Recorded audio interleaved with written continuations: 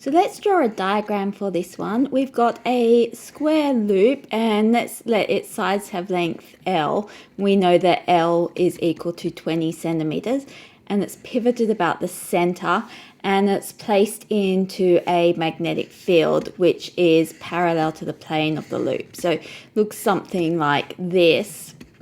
And then we hang a mass of one side. So here we've got a mass which is equal to 20 grams. And we're told that when this mass is hung and a current goes around the loop, so the current will go this way around the loop remains stationary. So to remain stationary, the gravitational torque must balance the torque from the current in the magnetic field.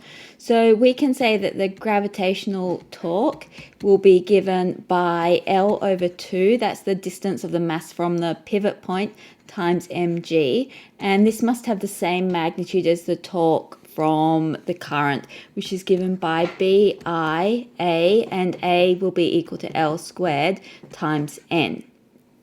So what we're trying to find is I, so we can rearrange this and say, well, I is equal to L on 2 times mg, and this will be divided by B times L squared N. And you can see one of these L's will cancel out, and this will equal mg over 2BLN.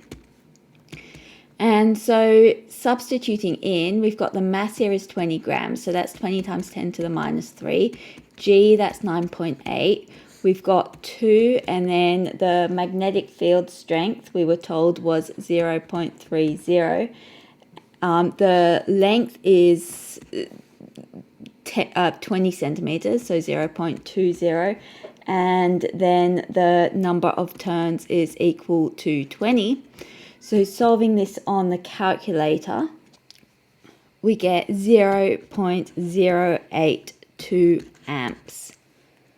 So this is the current that will balance that torque.